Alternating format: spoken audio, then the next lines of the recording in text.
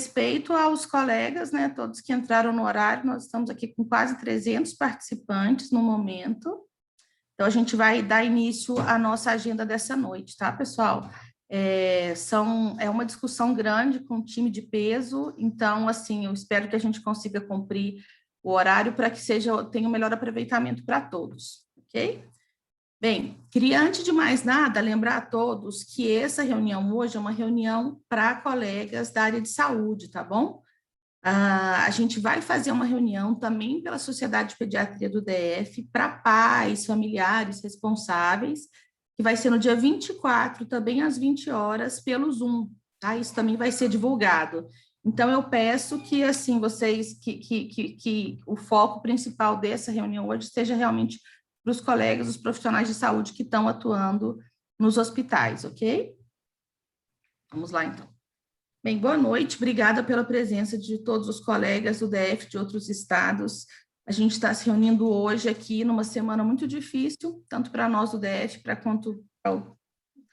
mas também acho que para colegas de vários estados do país, né?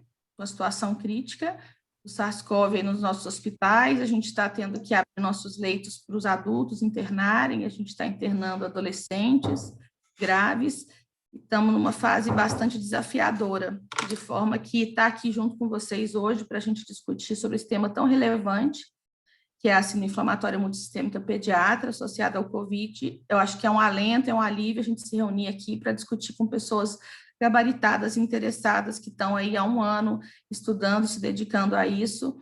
Acho que dá uma força a mais para nós, né? Para que a gente siga junto, trabalhando aí dentro desse cenário tão desafiador que se impõe. Bem, eu vou, então, gente, passar para vocês a agenda. A gente vai iniciar com a apresentação do Dr. Alexandre, que vai falar alguma coisa sobre conceito, diagnóstico e tratamento, tá? Na sequência, a gente vai ter os casos clínicos passados pela equipe da Infectopediatria, para que a gente possa sedimentar um pouco mais desses conceitos em casos reais, tá? Na sequência, a doutora Aline, que vai falar da parte da reumato e também vai nos brindar com alguns dados do Hospital da Criança de Brasília, que ela vem trabalhando e onde a gente teve um grande número de crianças internadas com MISC. E, por fim, o doutor Maurício, por fim, não menos importante, o doutor Maurício vai nos falar sobre o aspecto da cardiologia, a experiência que ele tem tido de fazer o acompanhamento durante a internação na UTI, na enfermaria, e o follow-up também no ambulatório, depois dessas crianças, como que elas vêm ficando, ok? Bem, isso vai tomar cerca de 60 minutos. Ao final desses 60 minutos, a gente vai ter 30 minutos para discussão e perguntas. Então, peço novamente que vocês deixem os microfones desabilitados, podem fazer perguntas no chat se quiserem, eu vou tentar ao máximo acumular, mas aí no final desses 60 minutos, quando a gente for fazer a discussão, que aí vocês podem fazer tanto pelo microfone, quanto quem não quiser pode fazer pelo chat, e eu vou passar para os convidados, ok? Bem, vou iniciar fazendo a apresentação dos nossos colegas. Vou apresentar todos de uma vez, porque depois eles vão falar na sequência, tá? Esse time que está conosco hoje.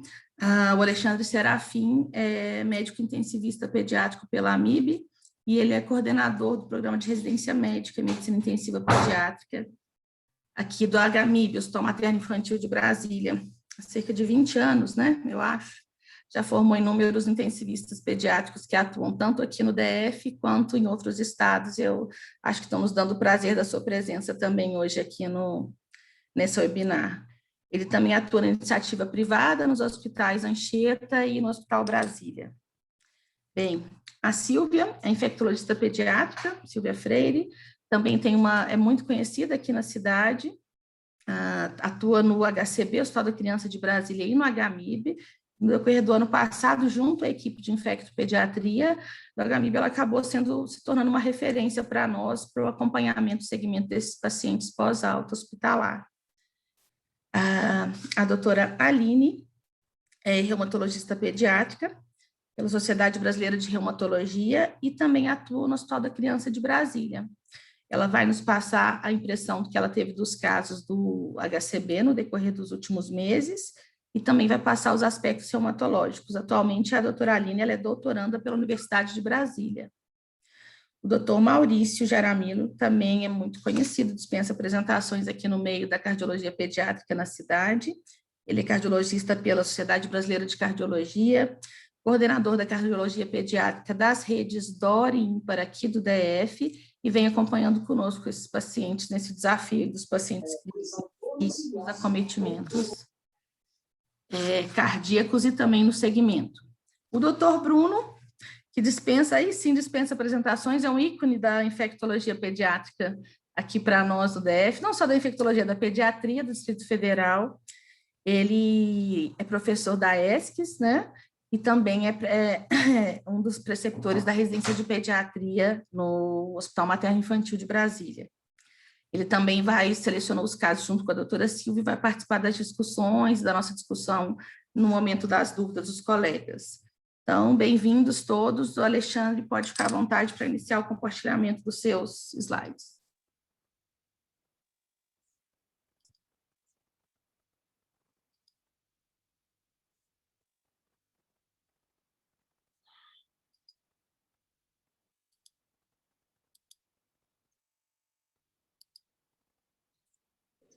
Boa noite a todos. Camila, está compartilhando? Está tudo ok? Só para eu ter um retorno? Tudo ok, pode seguir. Eu agradeço pelo convite de estar aqui, o Dr. Denis, toda a diretoria da SPDF, a Camila. Essa reunião é um pouco uma continuação daquilo que a gente fez em julho do ano passado. Nós fizemos uma reunião inicial para discutir os, então, emergentes conceitos sobre essa síndrome multi-inflamatória pediátrica, SIMP, ou MISC, né?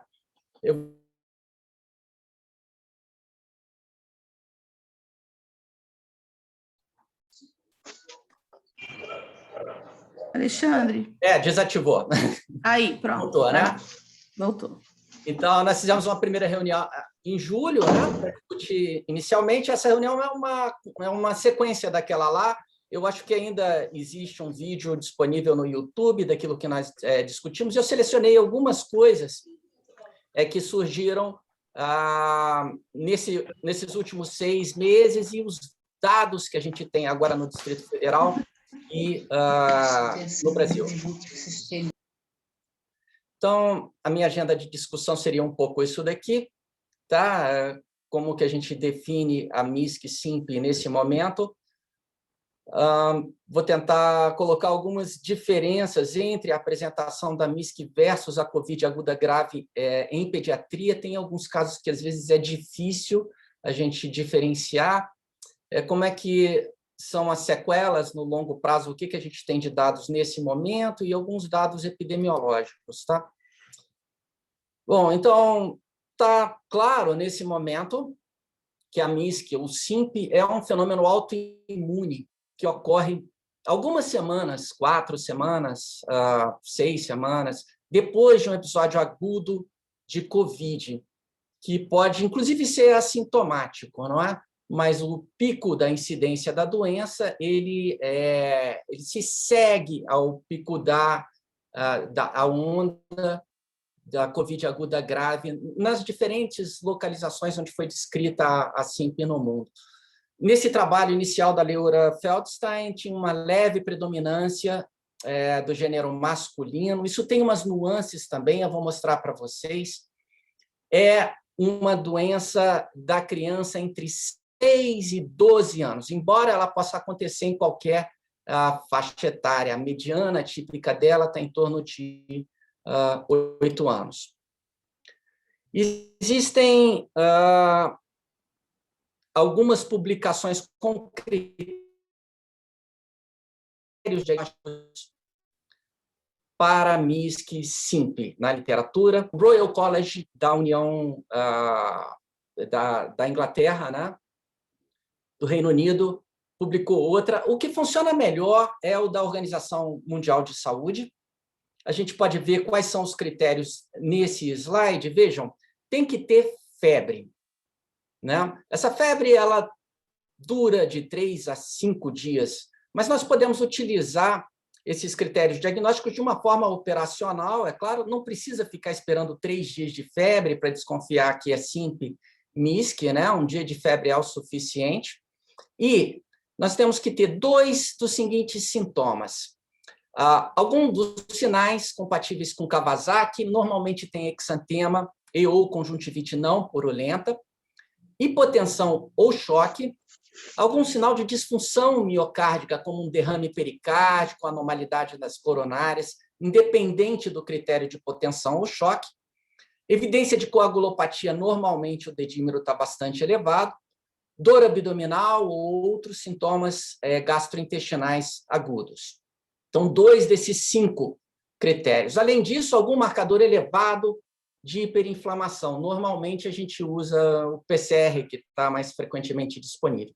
Não pode ter nenhuma outra causa que explique os sintomas observados.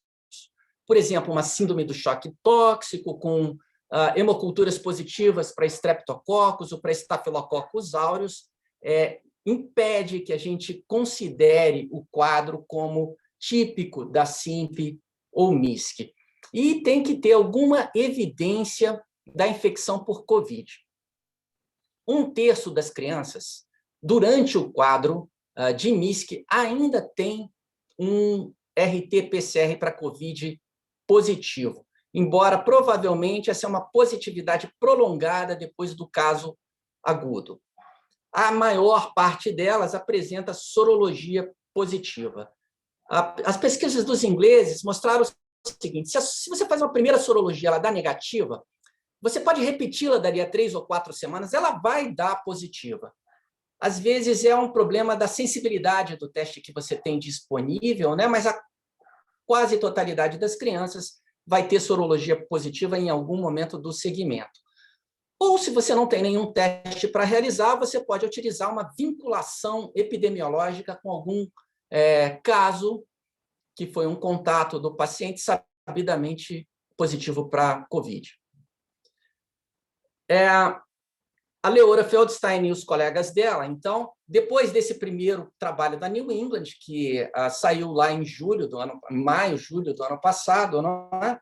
Ela publicou esse ano um segmento dessa coorte, que agora tem um número maior de pacientes, inclui 539 pacientes com MISC, né, de vários estados e hospitais norte-americanos, e descreveu os achados diagnósticos e os desfechos que foram observados nesses pacientes. Eu vou mostrar um pouco aqui para vocês. Vejam uma coisa, que ela comparou agora com um grupo mais ou menos do mesmo tamanho, com COVID aguda grave em crianças. Tá? E que tipo de apresentação que sugere mais um caso de COVID agudo ou MISC, que é um caso pós-infeccioso, né, autoimune.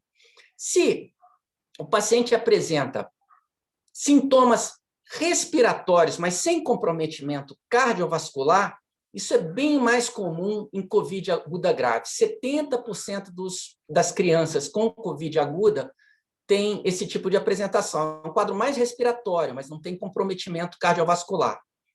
Os pacientes com MISC, mais frequentemente, têm comprometimento respiratório e cardiovascular, ou cardiovascular sem acometimento respiratório. Metade dos pacientes com MISC tem acometimento respiratório, metade não tem. E se você tem os sintomas mucocutâneos, que são característicos da síndrome de Kawasaki, isso também sugere mais um diagnóstico de MISC. A linfopenia e a trombocitopenia estão mais presentes nos casos de MISC do que nas COVIDs agudas em criança. E, embora a PCR aumente nos 2 casos, ela aumenta muito mais na MISC. Vamos ver aqui alguns valores, não é? Aqui nós temos a mediana das PCRs dos 539 casos de MISC, comparados com a mediana da PCR dos casos de COVID aguda grave. Aqui são os resultados em miligramas por litro, ou seja, vejam, é 152 na MISC contra 33 em COVID aguda grave, né? Ou se você trabalha com miligramas por decilitro, seria 15 e 3,3, né? Hipoalbuminemia é outra característica também da MISC, embora só 1/3 dos pacientes tenham albumina menor que 3, né? E só 1 em cada 10 pacientes COVID aguda grave vai apresentar hipoalbuminemia com valores abaixo de 3. As sequelas cardiológicas são uma grande preocupação para a gente. Nós não tínhamos um segmento grande em maio, né, para saber como que seria essa evolução a longo prazo. Na MISC-SIMP, 2/3 dos pacientes não têm alteração da fração de ejeção do ventrículo esquerdo, 1/3 tem alterações dessa fração de ejeção, mas desses, a metade deles tem alterações consideradas leves, ou uma fração de ejeção entre 45% e 55%. E a outra metade se divide igualmente entre alterações moderadas, ou cerca de 7% a 8% dos pacientes que têm diminuições graves. Mas, no segmento dos pacientes, vejam só, em 30 dias, 90% dos pacientes normalizou a fração de ejeção. Em 90 dias, todos os pacientes têm fração de ejeção do ventrículo esquerdo normal. A alteração da coronária era outra grande preocupação por causa dos casos de Kawasaki, né, que eventualmente evoluem com aneurisma permanente, são sequelas de longo prazo, num percentual razoável de pacientes. Nesses 500 pacientes do segmento da Feldstein, 13% tinha aneurisma de coronária, classificados como aqueles que tinham score Z acima de 2,5. Mas a grande maioria deles, 95%, esses aneurismas foram classificados como leve. Tá? Os outros 5% tinham um aneurisma considerado moderado, com Z-score entre 5 e 10, e eles não observaram nenhum aneurisma gigante. No segmento, 80% dos pacientes têm coronárias normais em 30 dias, e todos eles normalizaram a coronária com 90 dias. Então, aparentemente, no longo prazo, não permanece nenhuma lesão cardíaca que seja preocupante do ponto de vista clínico. Tem alguns grupos, como esse grupo do SHOP, que o Children's da Filadélfia, né, que está estudando a função diastólica dos pacientes, no caso aqui pela técnica da ecocardiografia com strain, né, e fizeram ressonância em alguns pacientes. É mais frequente as alterações da função diastólica do que as de função sistólica, só que essas alterações, normalmente, elas são subclínicas. A gente não tem ainda um segmento de longo prazo para saber se essas alterações podem persistir e se elas têm algum impacto sobre a saúde do coração do adulto ou no longo prazo para esse paciente. Nós podemos discutir um pouco mais sobre isso no nosso painel, né? Só metade dos pacientes com MISC-SIMP apresenta sintomas que possam permitir classificá-los como Kawasaki completo ou incompleto, né? Desses, 1 em cada 4 ou 1 em cada 5 tem sintomas para poder ter essa classificação como Kawasaki completo, e 1 em cada 4 Kawasaki incompleto. Metade dos pacientes, entre 50% e 60% deles, às vezes tem um sinal só, que geralmente é eritema ou exantema, mas não tem outras alterações mucocutâneas compatíveis com Kawasaki, que foi o que chamou a atenção no quadro no início das descrições. Então, veja esse radar plot aqui, feito por um pessoal da Argentina. A gente tem grupos de pacientes diferentes, dependendo da presença de sinais compatíveis com Kawasaki completo ou incompleto, ou os pacientes que não têm. Eles são um pouco diferentes. Então, esse polígono azul aqui, vocês estão vendo? Tá? Inclui crianças que são mais novas. Então, as crianças com menos de 6 anos ou com 0 a 4 anos, mais frequentemente têm os sinais de Kawasaki, mas elas se apresentam sem sintomas cardiovasculares ou respiratórios. E o desenvolvimento da doença é menos crítico ou menos grave. Enquanto que as crianças mais velhas, aquelas que têm entre 6 e 12 anos, ou aquelas que estão mais perto da adolescência, elas têm menos sintomas do polo parecido com Kawasaki completo ou incompleto, mas elas costumam se apresentar mais com sintomas cardiovasculares e respiratórios. Então, a criança pequenininha, ela parece mais um Kawasaki sem choque ou desconforto respiratório. Enquanto com um cara com 9, 10, 11 anos, ele vem sem esses sintomas de Kawasaki, mas ele vem chocado e com desconforto respiratório. Então, essa é uma diferença importante na apresentação dos casos que a gente vê. Outras características.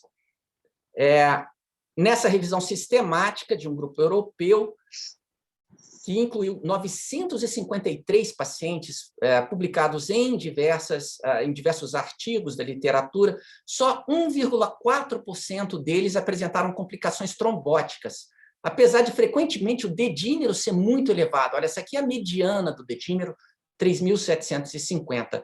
Mas o fato de que poucos deles têm complicações trombóticas ou embólicas coloca em xeque a conduta de estabelecer a terapia anticoagulante, seja profilática ou terapêutica, nesses pacientes.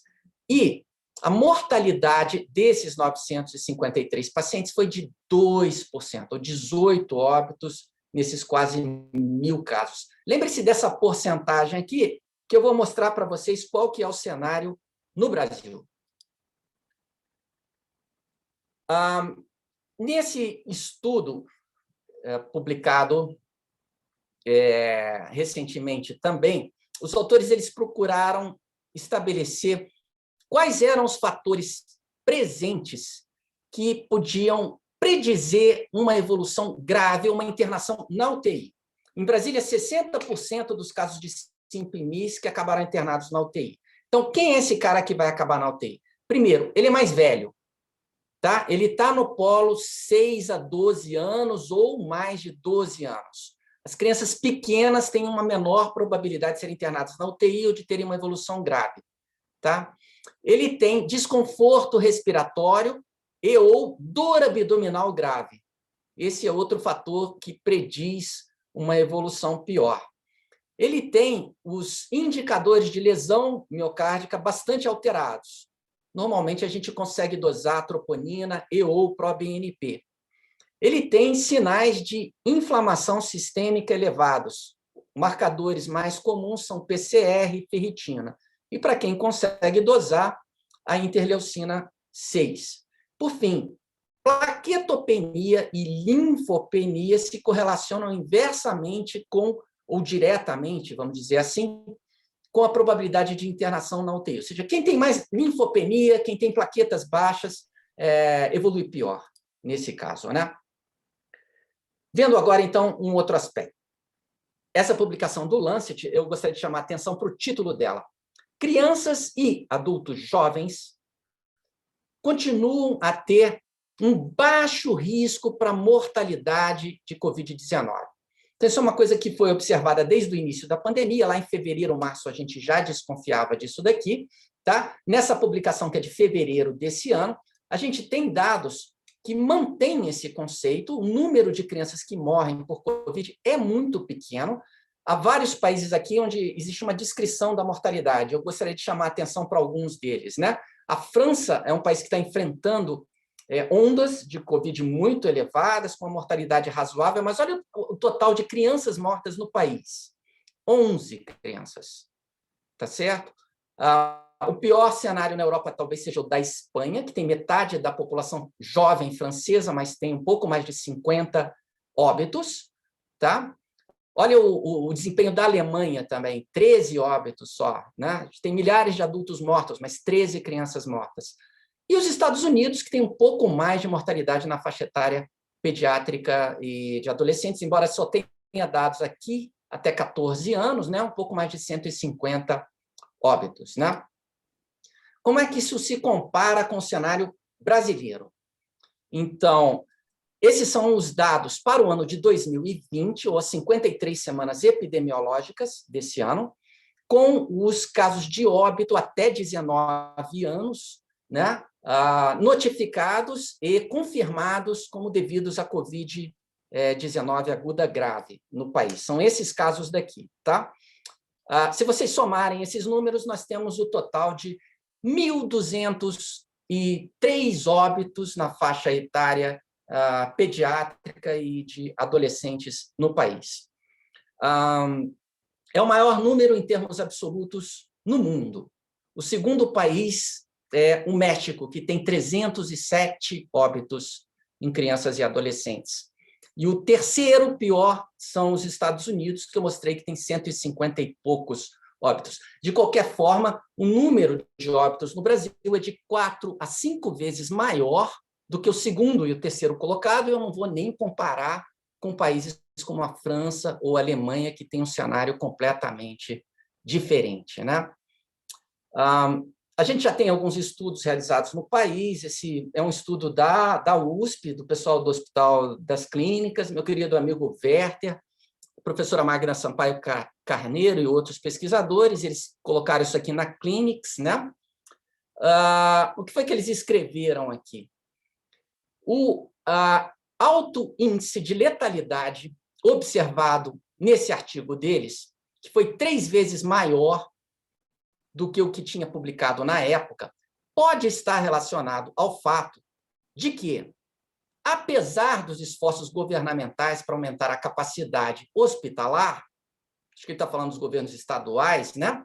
O alto número de casos no país tensionou o sistema de saúde brasileiro, levando frequentemente à atenção clínica inadequada em um país que já sofre da distribuição desigual de profissionais de saúde e da capacidade instalada de UTIs pediátricas, refletindo uma profunda disparidade socioeconômica. Aí ele cita o trabalho do Pedro Bach, que é um grupo do Espírito Santo. Eles publicaram um estudo muito interessante sobre essas disparidades, né? Outras questões sobre esse tremenda diferença do número de óbitos pediátricos no Brasil e no resto do mundo, eu vou deixar para a gente discutir no painel. Eu queria chamar a atenção que, apesar do número absoluto ser alto, em termos percentuais, 1.200 óbitos é uma fração muito pequena dos cerca de 280, 290 mil óbitos que a gente tem no país. Tá? No Distrito Federal, como é que nós estamos? Muito poucos óbitos em crianças, né? É bastante diferente em relação ao resto do país. Nós temos cerca de 5.000 óbitos no Distrito Federal, dos quais são 8 verificados na faixa etária pediátrica e de adolescentes, né? O IDH do Distrito Federal é o maior do país, não é? A gente tem um sistema de serviços públicos que, em média, muito melhor do que no resto do país, e a gente tem muitos leitos de UTI pediátrica. Talvez tudo isso explique um pouco por que nós temos um desempenho melhor do que a média nacional aqui. Agora, os casos de SIMP, especificamente, tá? Que é o nosso motivo desse painel hoje. Essa daqui é a distribuição dos casos notificados no país, tá? Não deve ser a distribuição real deles, porque depende um pouco da eficiência do teu sistema de vigilância epidemiológica de notificar. Por exemplo, eu tenho certeza que Alagoas deve ter muitos casos, mas não conseguiu fazer nenhuma notificação que fosse incorporada na base nacional de dados. Né? São Paulo tem o maior número de casos, mas tem 1/3 da população do país. O Pará foi um dos primeiros estados a se organizar e publicou os primeiros artigos sobre os casos nacionais de SIMP, então ele se destaca na região norte.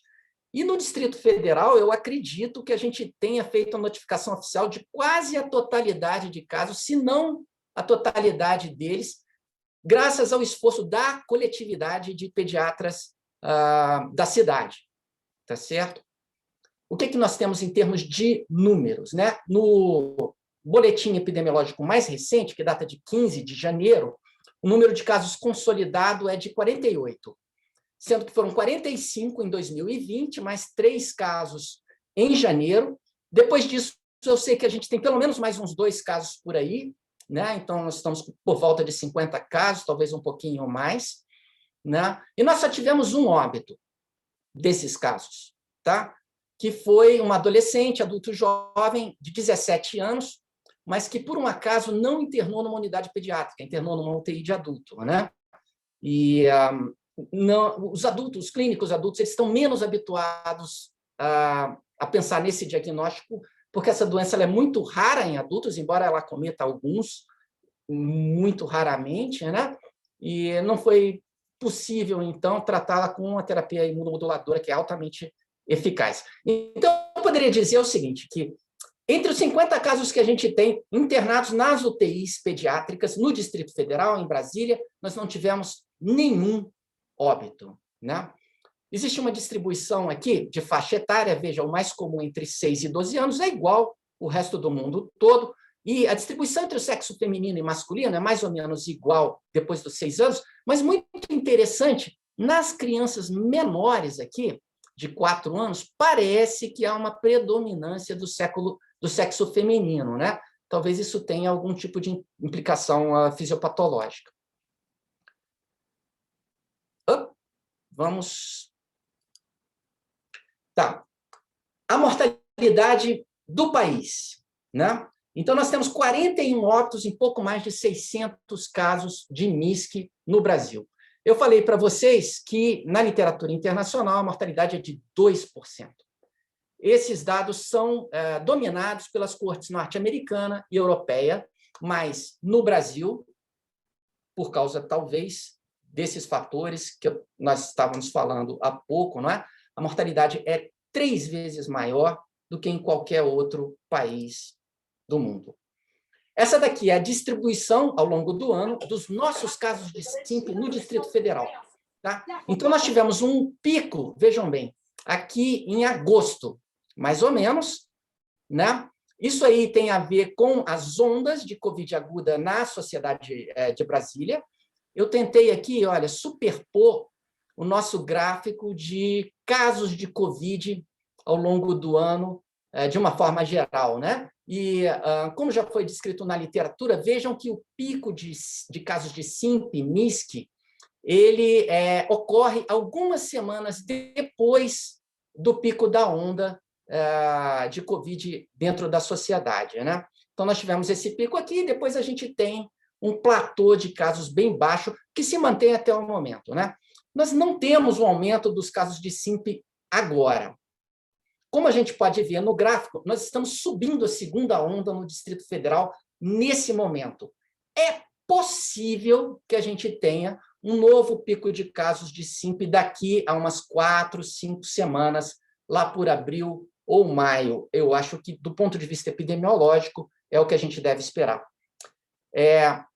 A característica dos casos aqui do Distrito Federal, vejam que não tem uma associação de SIMP-MISC com comorbidades, né? Foi descrita um pouco de associação com obesidade, talvez, mas é na população americana, e a incidência de obesidade na população geral de crianças americanas é muito grande também. Mas, entre as crianças que morrem, a frequência de comorbidades é muito grande, né? Então, num dos trabalhos que eu citei, de 18 óbitos por MISC, 11 crianças tinham comorbidades graves, geralmente cardiopatia, síndromes genéticas, paralisia cerebral, etc. Né?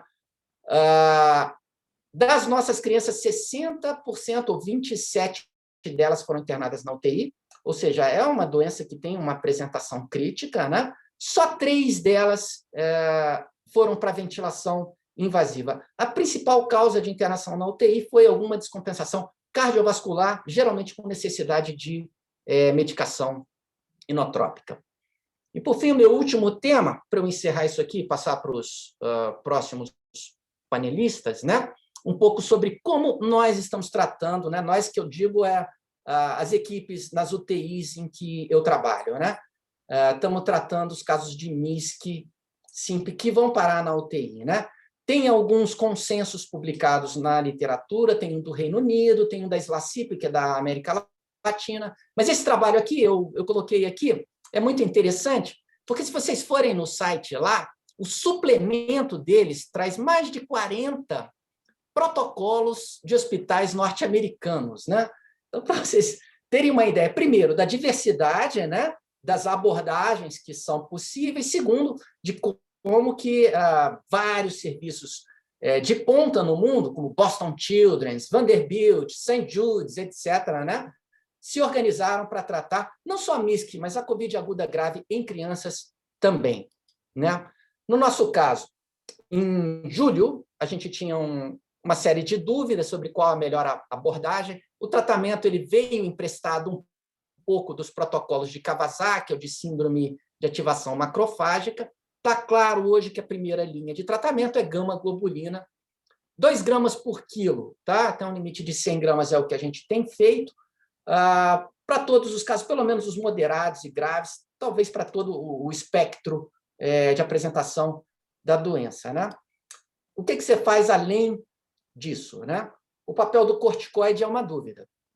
Esse grupo francês, eles fizeram uma comparação de crianças que receberam gama-globulina mais corticoide, metilprednisolona, com crianças que receberam só gama-globulina. E eles definiram o seguinte: falência da gama-globulina era ter febre durante mais de 2 dias depois da dose da gama. Tá? Nas crianças que receberam corticoide como terapia adjuvante à gama-globulina, essa falência foi observada só em 5% dos pacientes. Quando as crianças não recebiam corticoide, mas só gama-globulina, metade delas continuava apresentando febre e, às vezes, continuava com um quadro clínico, né?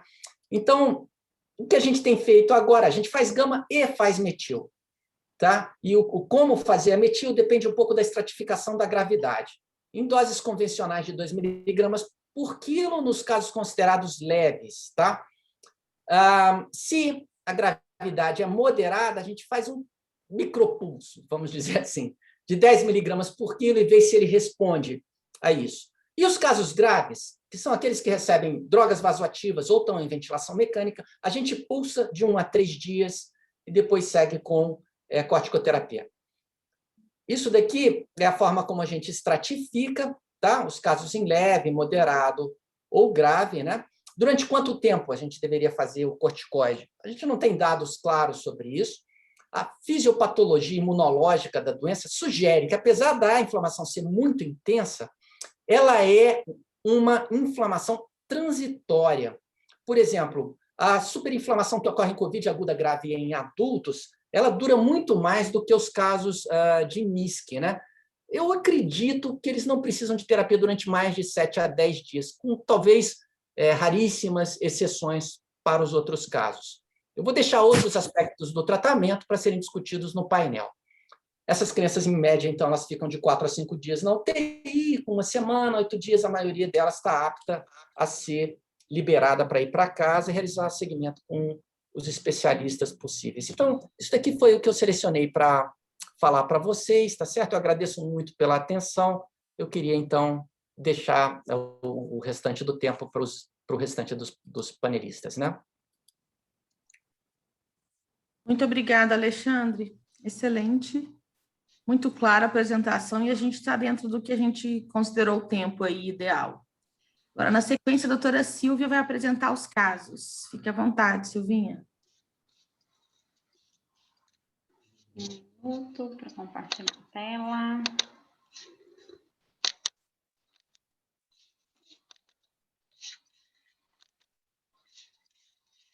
Certinho, todos conseguem visualizar? Conseguimos, Silvinha, dá para ver. Já, vamos lá. Então, primeiro, boa noite. Eu queria agradecer mais uma vez a gente ter a oportunidade de estar discutindo esse assunto, né, que tem sido relevante no nosso último ano e tem aparecido aí com frequência nas nossas discussões e desde o ano passado na nossa prática clínica também. Então, a ideia é trazer hoje 2 casos clínicos diferentes do que a gente trouxe naquela discussão em julho do ano passado, que tiveram alguns aspectos diferentes em relação àquilo que a gente já discutiu anteriormente, não só no que se refere à apresentação clínica também, mas à condução, enfim, por questões que se impuseram aí. Tá? A gente trouxe um relato bem objetivo para que a gente tenha tempo de discutir aí essas questões com um pouco mais de calma. O primeiro caso clínico aconteceu em novembro do ano passado, tá? Uma menina de 12 anos, procedente de Samambaia, teve o seu primeiro atendimento no PS, no dia 6 de novembro, em que ela relatava febre e dor abdominal. Ela foi examinada pela equipe, foram colhidos exames laboratoriais que não mostraram alterações relevantes. Ela tinha um bom estado geral e ela foi liberada para acompanhamento clínico com orientação quanto a sinais de alarme que deveriam motivar retorno ao hospital. No dia 10 de novembro, ela retorna ao pronto-socorro com um relato de persistência da febre, piora da dor abdominal há 3 dias, um relato de que iniciou diarreia e vômitos associados a 2 dias, associados também a uma cefaleia. Já nesse retorno, seu exame clínico não era mais normal, foi observado edema de face significativo e também edema em região cervical, associado à hiperemia conjuntival, e algumas lesões cutâneas descritas como manchas hiperemiadas em tronco e em membros superiores. Essa criança, do ponto de vista de antecedentes, não tinha nenhuma comorbidade e tinha o relato de que a família, os pais, pai e mãe, tinham tido diagnóstico de Covid há 2 meses antes daquele atendimento. Os pais, na época, não fizeram PCR, tiveram teste rápido reagente, e a criança teve sintomas semelhantes, segundo o relato da família, mas não foi testada. A admissão, além daquelas alterações que eu já descrevi, ela tinha linfonodos palpáveis em cadeia cervical anterior esquerda, um abdômen bastante doloroso à palpação e algumas alterações de sinais vitais, uma frequência cardíaca de 112, uma taquipneia e uma saturação normal. Aí a admissão. Diante da vinculação epidemiológica que foi feita, das lesões de pele, da febre persistente, da queixa de dor abdominal, foi entendido, então, que a hipótese diagnóstica principal era de MISC, e foi indicada terapia com imunoglobulina, com gama-globulina venosa, que estava disponível no serviço. Depois de algumas tentativas de obter medicação, sem sucesso, foi optado por iniciar a metilprednisolona isoladamente para essa criança. E ela recebeu, então, metilprednisolona de 11 a 13 de novembro. Além disso, foi optado por início do AS, tá? Na dose de 500 mg de 6 em 6 horas, que foi mantido também nesse período.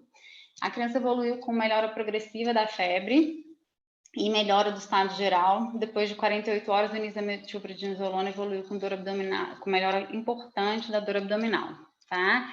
Ela tinha, além dos exames, né, que já foram citados, um raio-x de tórax do dia 11, que era normal, tinha uma descrição de infiltrado perilar, mas que não foi confirmada em laudo.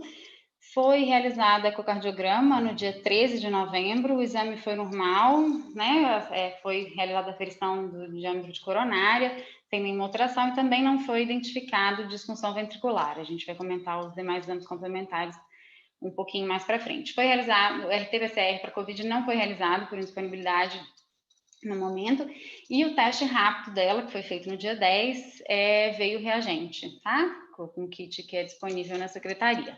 Essa criança evoluiu com melhora significativa, recebeu alta em uso de prednisona, 40 mg dia, e programação de uso total de 7 dias. Já na ocasião da alta, foi optado por suspender o AS, tá?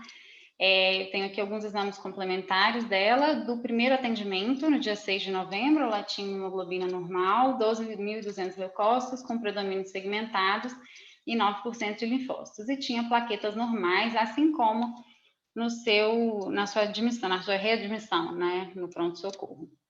Em relação às provas de atividade inflamatória, infelizmente, a única prova de atividade realizada foi, a princípio, o VHS, que veio com valor elevado, 57. Já próximo da alta, foi possível fazer outras avaliações laboratoriais que mostraram uma elevação de dedímero, um valor de 1.700, um DHL aumentado, um ProBNP significativamente aumentado também, 3.300, mas sem outras alterações significativas, tá? Essa criança foi reavaliada ambulatorialmente no dia 23 de novembro, quando ela já estava sem uso de quaisquer medicações, e ela trazia uma queixa de turvação visual. Foi por isso encaminhada à oftalmologia no mesmo serviço, e a avaliação oftalmológica foi compatível com o moveit anterior, e por isso foi optado por reiniciar a prednisolona, mas agora na forma de corticoide, né? A prednisolona na forma de colírio, e ela foi liberada para segmento ambulatorial com melhora inicial. Depois essa criança acabou perdendo o segmento, tá? Esse foi o primeiro caso. A gente trouxe para discutir essa questão dessa complicação relativamente tardia, que foi o uveit, e também para falar um pouco do tratamento, né? Enfim, de forma forçosa, ela acabou sendo tratada A opção terapêutica foi diferente daquela primeira escolha, trazida pela literatura, o doutor Alexandre acabou de apresentar, mas a criança apresentou boa evolução a despeito disso, tá? E aí a gente vai discutir isso um pouquinho mais para frente, eu vou trazer o segundo caso clínico agora, para que a gente possa aproveitar bem o tempo. O segundo caso clínico aconteceu em agosto de 2020, era também uma menina de 9 anos e 6 meses, procedente de Águas Lindas. Ela foi admitida na rede no dia 14 de agosto, com um relato de febre há 6 dias, associada a dor abdominal e vômitos há 5 dias. Essa criança foi, a porta de entrada dela no serviço foi o atendimento na unidade de cirurgia geral, foi cogitada a possibilidade de apendicite aguda, de abdômen agudo cirúrgico, e ela foi direcionada à cirurgia pediátrica, foi avaliada pela cirurgia pediátrica, que descartou o abdômen agudo cirúrgico e encaminhou ela de volta à unidade de pediatria da regional de origem. Do ponto de vista de antecedentes, era uma menina que não tinha nenhuma comorbidade, nenhuma doença prévia relatada, e a família negava contato prévio com casos confirmados de Covid ou qualquer quadro recente de síndrome respiratória. A criança foi admitida, então, na pediatria da unidade de origem, e num intervalo de poucas horas evoluiu com piora progressiva do estado geral, sonolência e uma descrição de delírio e alucinação visual. Na verdade, conversando com a mãe conta que em casa ela já tinha algum grau de confusão que não foi percebido tão facilmente. No primeiro atendimento da pediatria, na primeira descrição de atendimento pediátrico, então, dessa criança na unidade de origem, já é descrita hipotensão e hipoperfusão periférica, a presença de lesões ulceradas em mucosa oral e também a hiperemia conjuntival. Chama a atenção os exames laboratoriais de admissão dessa criança, em que a gente vê uma elevação de score significativa, ela tinha uma ureia de 123, uma creatinina maior que 2 e um distúrbio eletrolítico significativo, um potássio de 2,6 e um sódio de 126, tá? Além disso, nesse primeiro exame chama atenção também a linfopenia, tá? Essa criança foi admitida no box para cuidados, foi realizada expansão volêmica e optado por se iniciar a antibiótico terapia, como a cefalosporina de terceira, e a criança evoluiu com resposta pobre à expansão. Foi optado, então, por iniciar adrenalina, foram iniciadas drogas vasoativas, e ela foi, então, regulada e encaminhada à UTI pediátrica no dia 16. No dia 16, ela foi, então, admitida para cuidados intensivos, foi iniciada a correção dos distúrbios eletrolíticos e manejo das drogas vasoativas e aventada, diante do quadro neurológico, a possibilidade de uma encefalite viral ou uma meningoencefalite, e aí investiu-se, então, nesse possível diagnóstico. Diante da situação epidemiológica que a gente está vivendo, no dia 15, na admissão na unidade de origem, foi realizado um teste rápido, que foi negativo. No dia 16/8, já na UTI, foi realizada a punção lombar. Esse estudo do líquor mostrou uma proteína de 20, glicose de 54, 10 células nucleadas, tá? E foi realizada, então, um painel para meningites e encefalites, por técnicas de biologia molecular, em que são testados 11 vírus diferentes, e esse painel veio negativo, além da cultura do líquor, que foi negativa. Claro que essas informações, tanto do painel quanto da cultura, a gente tem agora retrospectivamente, né? Mas no momento em que foi considerada essa encefalite, a gente ainda não tinha essas informações. Diante da instabilidade hemodinâmica, foi realizada ecocardiograma funcional. Essa criança chegou a precisar da associação de adrenalina e noradrenalina. E nesse ecocardiograma funcional do dia 16, foi evidenciada a contratilidade pouco prejudicada e uma fração de ejeção de 57,5%. Realizada ainda TC de crânio, diante do quadro neurológico, a criança mantinha um grau de confusão, né, e essa descrição de alucinações, e essa TC de crânio não mostrou alterações significativas, não houve, né, não haviam sinais de isquemia, edema cerebral ou qualquer captação de contraste diferente do padrão, tá? Ainda seguindo na investigação do possível Covid, foi realizada a RT-PCR, que foi não detectável, tá? Que não identificou achados aí. No dia 17, na verdade, foram enviados exames bioquímicos para serviço externo, em que foi visto um resultado de dedímero maior que 3.000 e uma ferritina também aumentada. Diante dos achados clínicos pouco compatíveis com encefalite, com meningite, optou-se, então, por entender como principal hipótese síndrome hiperinflamatória, ainda que a gente não preenchesse critério, né? Seguindo ali aqueles critérios que foram colocados inicialmente, porque a gente não tinha nem evidência de infecção recente, nem um PCR positivo e nenhuma vinculação epidemiológica que fosse negativa, mas ainda assim, diante do quadro das alterações laboratoriais e da evolução arrastada, apesar das medidas adotadas, foi iniciada imunoglobulina e iniciado também AS. Em torno de 36 horas depois do término da infusão da imunoglobulina, a criança evoluiu com melhora da febre e foi apresentando melhora progressiva do quadro neurológico. Tá? 2 dias depois da infusão da imunoglobulina, ela recebe alta da UTI pediátrica, com melhora do quadro neurológico, melhora significativa do quadro neurológico e remissão da febre. Alguns exames complementares aí para enriquecer um pouco o nosso entendimento. Ela tinha um eletro do dia 21 de agosto, que mostrava ritmo sinusal com sinais de baixa voltagem. No dia 22, já na enfermaria, foi optado por suspender a antibiótico terapia, entendendo o excelente padrão de resposta que ela teve em imunoglobulina e também diante dos resultados de culturas que não evidenciaram crescimento. Foi realizada a dosagem de anticorpos totais em serviço externo e que aí sim mostrou um resultado reagente para anticorpos totais, IgG mais IgM, tá? Trazendo aí o critério que faltava para preencher, né, o diagnóstico, para preencher esses critérios diagnósticos. No dia 24/8, foi realizado um novo ecocardiograma, ela tinha aquele eco funcional anterior, em que foi evidenciado um derrame pericárdico de 6 milímetros, com uma fração de ejeção de 65%, e foi realizada a aferição de coronárias, que foi normal. Nesse mesmo dia, a paciente já febril, recebeu alta e teve excelente evolução. Em 11 de setembro, ela volta em atendimento ambulatorial, sem quaisquer queixas, apresentando resolução completa do quadro neurológico e já sem medicações. Essa aqui é a tabela dos exames complementares dela, só para a gente ter uma noção mínima aí do evolutivo. São os hemogramas que foram realizados. O que chama atenção é uma linfopenia, né, como foi comentado aí pelo Dr. Alexandre, como um achado laboratorial frequente. Então, a gente vê que do dia 14 aí ao dia 18, ela tinha uma linfopenia. Ela internou com plaquetas normais, mas chegou a ter 122 mil plaquetas aí antes do início do tratamento específico, tá? Em um momento, no dia 16, ela teve um hemograma com 14.800 leucócitos, com predomínio segmentado, com desvio à esquerda significativo, inclusive com presença de granulações tóxicas, funcionando aí como um fator de confusão para esse diagnóstico, né?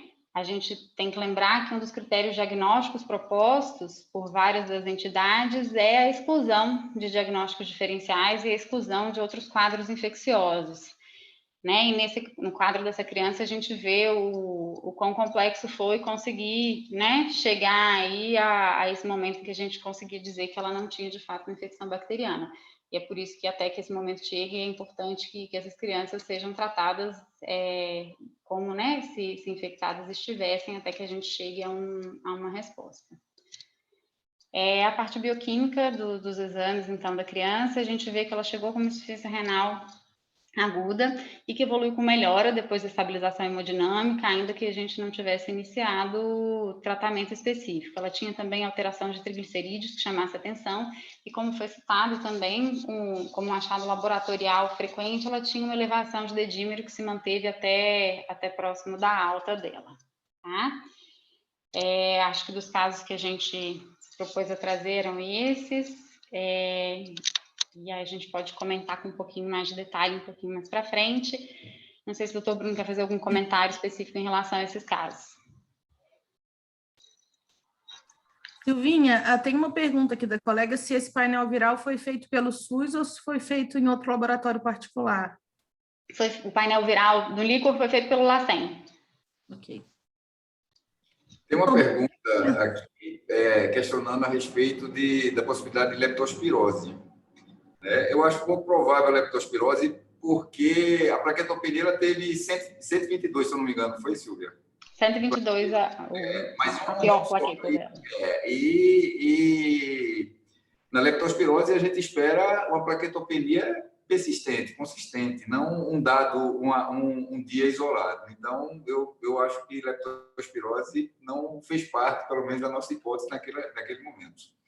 Queria comentar a respeito do caso da garota, da uveíte, que foi... O estágio geral dela chamava a atenção, que o estágio geral dela era muito bom. Pelo menos do momento que eu vi no pronto-socorro e depois que ela foi para o DIP, ela se comportava para o estágio geral muito bem, estável, né? Tinha um rastro cutâneo, tinha os sinais, enfim. Nós acreditávamos que fosse MIS-C mesmo, e só que não tinha hemoglobina. A resposta a metil foi excelente.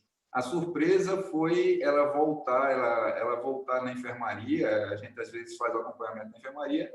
Ela teve, no segundo retorno dela, ela veio com visão turva. A gente aproveitou a oportunidade e fez o exame oftalmológico e comprovou a uveíte. Isso aí foi... A gente está trazendo esse caso justamente por esse dado que a gente não viu ainda, né? São poucos pacientes, mesmo que sejam 50 pacientes, é uma amostra ainda limitada, com tantas variações de clínica.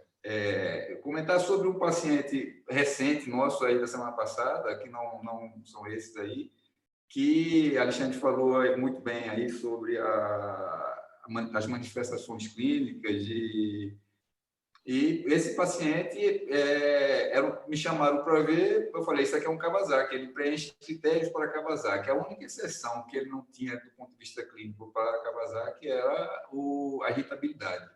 A criança, apesar de ter tido dactilite, conjuntivite, fez fissura labial, era um Kawasaki. Porém, chamava muita atenção o bom estado geral da criança.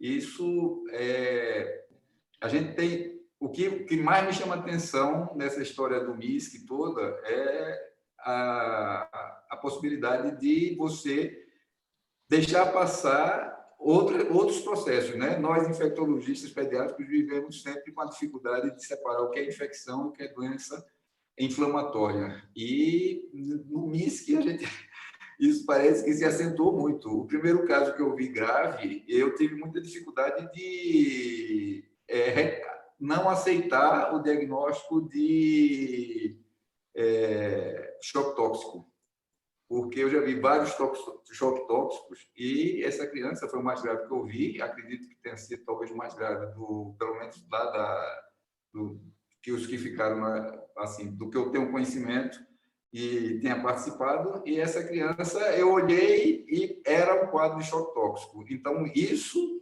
eu resisti muito em tirar os antibióticos até que a gente tivesse plena convicção. Lembro que isso ocorreu ano passado. A gente praticamente não tinha experiência com isso e eu relutei bastante em aceitar e em suspender antibiótico, porque o quadro era idêntico a um quadro de choque tóxico. Então, tudo isso leva a grandes dificuldades para a gente, né? E o receio de deixar passar processos infecciosos. O Alexandre falou muito bem aí, a Silvia reforçou a necessidade da gente, se a gente encontrou uma causa, a gente não pode desconsiderar a história de MIS-C, certo? E aí a gente viu uma paciente, inclusive, com uma artrite, e que foi fechado para nós, não era MIS-C, porque tem uma hemocultura positiva para Staphylococcus aureus e cultura do líquido sinovial também. E foi fechado depois como MIS-C. Nós não aceitamos esse fechamento, porque para nós estava claro uma sepse estafilocócica. Eu entendo aí a dificuldade de você fazer o diagnóstico inicial, mas está muito claro, e foi reforçado hoje aqui, de que se você tem um outro diagnóstico comprovado, você tem que excluir MIS-C e tratar isso aí. A Silvia hoje me falou que esse caso foi descartado. Foi notificado como MIS-C, mas ele foi descartado. Então, o que me chama mais atenção, assim, a preocupação é da dificuldade do diagnóstico diferencial. Essa criança que eu falei, do Kawasaki da semana passada, quer dizer, era um Kawasaki. Você olhava, era um Kawasaki sem irritação. Me chamou muita atenção porque o estado geral da criança estava bom, a despeito de ela ter tido todos esses sinais e sintomas. Silvia. Pessoal, Oi, Silvinha, pode falar. Não, Camila. Pronto, eu tenho alguns comentários, mas acho que a gente pode deixar para o final para... Vamos fazer assim? Isso. A gente segue aqui agora com a doutora Aline e o doutor Maurício e a gente faz na hora do painel. Guarda, eu estou segurando aqui umas dúvidas também já para a gente discutir. Fica à vontade, Aline, por favor.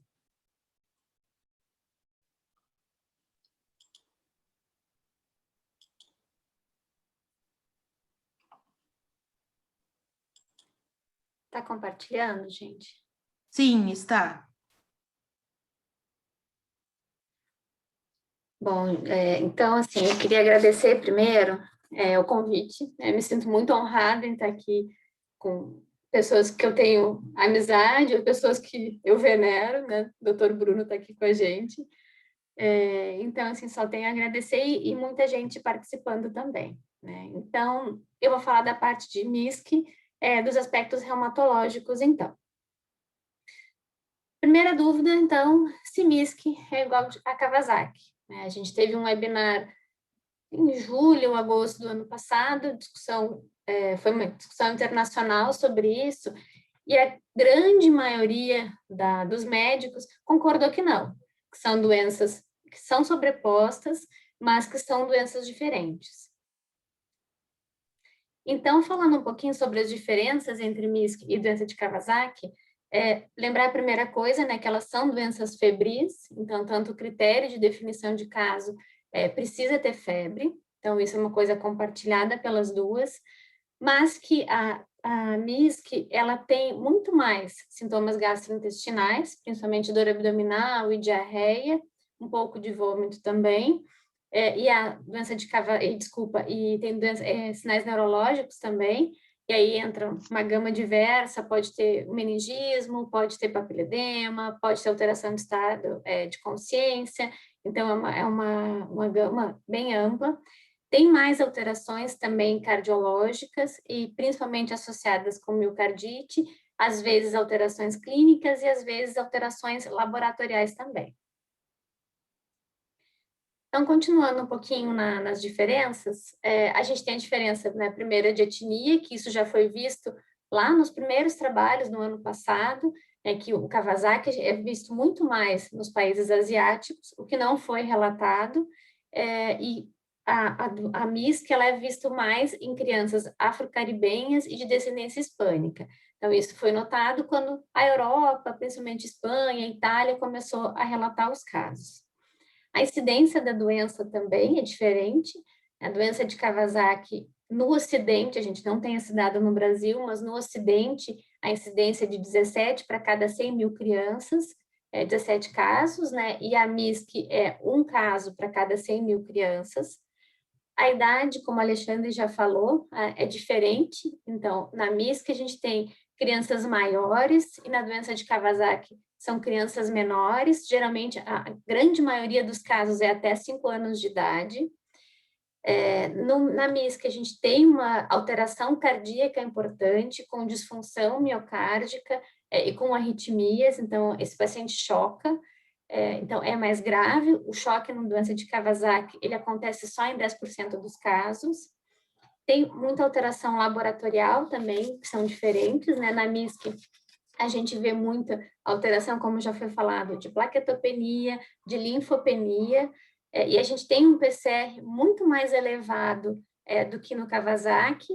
Como o Alexandre mostrou, as duas doenças, elas vão aumentar o PCR, mas aumenta muito mais na MISC.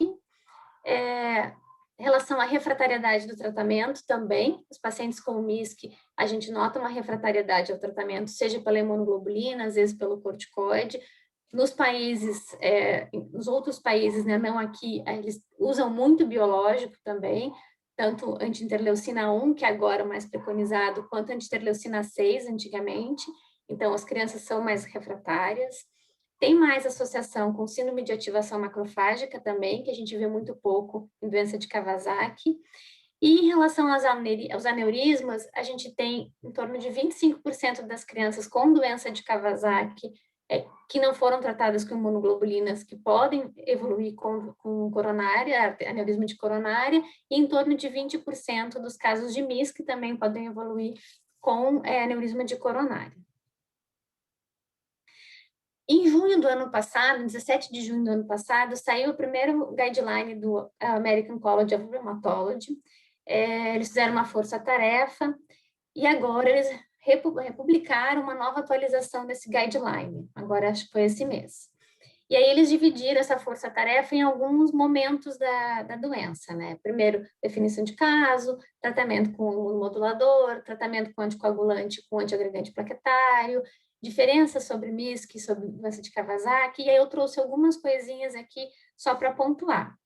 Primeira coisa, como todo mundo falou, o doutor Bruno acabou de falar também, a gente não pode esquecer de fazer investigação para outras doenças. Por mais que a gente esteja vivendo essa situação epidemiológica caótica, a gente tem que lembrar das outras infecções, choque tóxico também é uma doença, é um diagnóstico super importante nesses pacientes graves, as neoplasias também e outras doenças reumatológicas.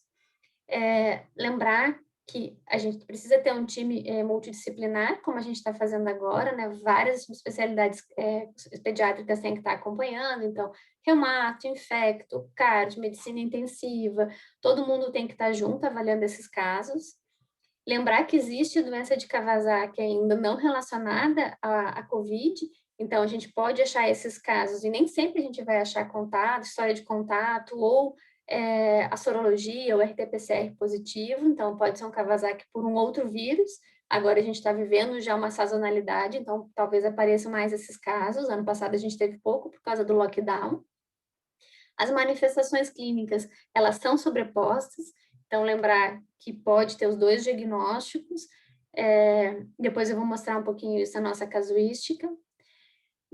Esse guideline, ele indica fazer o ecocardiograma seriado, como é feito no follow-up da doença de Kawasaki. Então, a gente faz ao diagnóstico da doença, faz com 15 dias do diagnóstico e com 4 a 6 semanas, que é o tempo que a gente espera que apareça alguma alteração cardíaca, e aí pensando mais mesmo em aneurisma.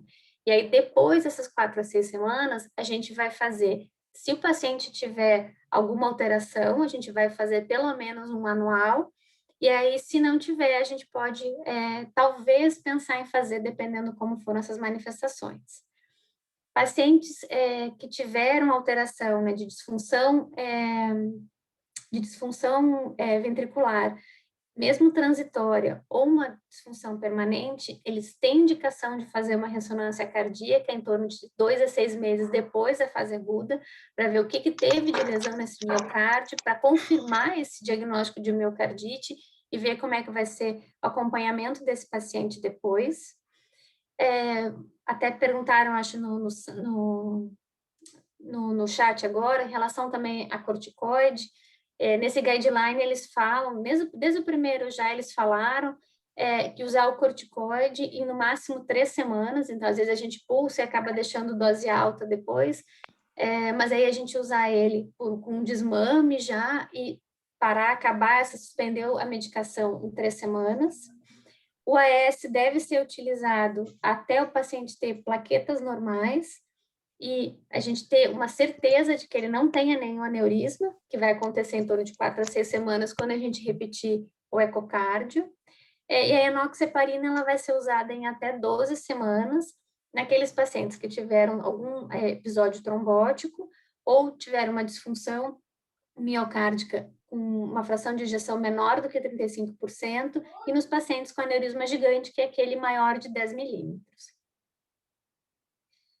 Aqui, só para falar um pouquinho, o Alexandre já mostrou esse gráfico também, do boletim epidemiológico que a gente tem agora, né? Então, a gente tem 320 mil casos até ontem de Covid. Desses, a gente tem 8% na faixa etária de até 19 anos, então, e a gente tem uma população de quase 900 mil nessa faixa etária até 19 anos, né? Isso é no censo ainda de 2010. Então, isso levanta um pouquinho a questão que talvez a MISC seja um evento raro, mas talvez não tão raro. A incidência de 1 para 1.000, 1 para 100 mil que a gente tem na literatura, daria para nós em torno de 9 casos para a nossa população, e a gente já tem bem mais do que isso notificado. Então, talvez a gente tenha que ficar um pouco mais alerta nesse sentido. Deixa eu só modificar aqui, gente, que travou aqui. Aqui também falando do boletim epidemiológico da MISC, né? O Alexandre já mostrou, a gente tem os 45 casos que já foram revisados pela vigilância e foram confirmados com um óbito apenas. A gente também não teve nenhum óbito nela no hospital. Aqui para mostrar o mapa tanto à esquerda, né, dos casos de Covid, aqui nas regiões administrativas do DF, e à direita a gente tem os casos de MISC aqui no DF, então as regiões administrativas elas se sobrepõem um pouco, então para mostrar realmente que tem essa ligação com a Covid-19. E aí eu vou entrar um pouquinho nos dados que a gente tem lá no Hospital da Criança que a gente atendeu, que eu consegui compilar dos dados dos pacientes que a gente atendeu de maio a novembro do ano passado. Então, a gente teve um total de 31 pacientes, a idade média foi de 7,4 anos, que é mais ou menos o que a gente tem, né? A média de 8 anos. 7 dessas crianças tinham comorbidades, 3 delas tinham asma, uma tinha rinite, uma epilepsia, uma leucemia mieloide e a outra uma artrite relacionada à entesite. 19 dessas crianças internaram na nossa UTI, ou na UTI depois, em outro local, depois foram para nós. 17 eram do sexo feminino, são, né, do sexo feminino, e 14 do sexo masculino. Como eu falei, as doenças, como elas podem se sobrepor, a gente, então, pode fazer o diagnóstico tanto de MISC quanto de Kawasaki. Então, vendo esses dados dos 31 paciente que fechava apenas critério diagnóstico de doença de Kawasaki, a gente teve um só. Paciente que fechava só critério de MISC, a gente tinha 30, e que sobrepunha, a gente tinha 19. E aí entrava MISC com doença de Kawasaki completa e MISC com doença de Kawasaki incompleta. Aqui, o que a gente teve de manifestações clínicas dos pacientes, então. Então, 100% tinha febre, né? Como eu falei, é uma doença febril obrigatória. 65% teve dor abdominal e alguns casos com dor abdominal intensa, que mimetizou mesmo abdômen agudo. E as outras alterações principais foram muito parecidas com o Kawasaki, né? Alterações de extremidades, principalmente a gente viu edema ou eritema, a gente viu pouca descamação, alteração de mucosas, a conjuntivite chamava bastante atenção, como nessa foto, um pacientinho que a gente teve, e aí foi diminuindo um pouquinho a frequência. 35% dos pacientes tinham algum tipo de sintoma respiratório, e aí dentro desses entrava tosse, dor de garganta, entrou coriza também, mas nenhum deles relacionado a taquipneia, a gente não considerou, porque a taquipneia a gente poderia confundir com o quadro de choque. Das alterações hematológicas que a gente teve, então, o principal foi anemia para a idade. A gente viu linfopenia em 71% dos pacientes, neutrofilia, plaquetopenia, na plaquetopenia em alguns casos até importante, e leucocitose. Das outras alterações laboratoriais, principalmente incluindo daí os marcadores inflamatórios e as enzimas cardíacas, a gente teve aumento das provas inflamatórias de PCR, VHS em 94% das crianças, lembrando que um PCR bem mais alto, a gente chegou a ter PCR de 30 e poucos miligramas por decilitro, então um PCR bem importante. E quando o PCR é acima de 10, lembrar que o paciente tem indicação de internação. Aumento do dedímero também, a gente viu aumento do dedímero importante. Dedímero, a nossa referência é abaixo de 600, a gente teve paciente que chegou com dedímero de 33 mil. E aí a gente viu assim, que a grande maioria dos pacientes, quando ele tinha uma estabilidade clínica, esse dedímero ele diminuía 50% do basal, né, da admissão, ele diminuía 50% por semana, até normalizar em torno de terceira, quarta semana. Que mais? A gente viu também muita alteração de ProBNP, então a gente 78% dos pacientes tiveram alteração, também alteração importante, a referência até 125, a gente teve paciente com 24 mil de ProBNP, e muito pouco a gente viu alteração de troponina e CKMB, que são enzimas mais musculares, e alteração de coágulo e transaminases também. Em relação ao diagnóstico, então, de COVID, né, vinculando esse vínculo epidemiológico do paciente, então, dos 31, 13 deles tiveram RT-PCR positivo, um paciente teve um RT-PCR inconclusivo, 17 deles tinham uma sorologia positiva, a sorologia com anticorpos totais, e 14 deles tinham história de contato com o COVID. Aí, contato confirmado. Das alterações cardíacas, então, a gente teve o ecocardio alterado em 14 crianças na fase aguda da doença, e no follow-up, todos esses exames normalizaram. A gente teve 7 pacientes com valvulite, tanto insuficiência mitral de leve a moderada, quanto insuficiência tricúspide, ou ambas acometidas. Disfunção miocárdica em 4, uma paciente que teve a fração de ejeção menor, foi uma fração de 40%. Derrame pericárdico em 4, dilatação coronariana discreta em 1, um aneurisma de coronária que também foi pequeno. Em relação ao tratamento, então, né, lembrando que 19 pacientes precisaram de UTI, 16 pacientes precisaram de suporte de O2 e 5 deles foram intubados. 87% usou imunoglobulina, 87% também usou AS, que a gente acaba fazendo esse vínculo das duas medicações nesses casos. 71% usou corticoide, seja uma dose convencional ou pulso de corticoide.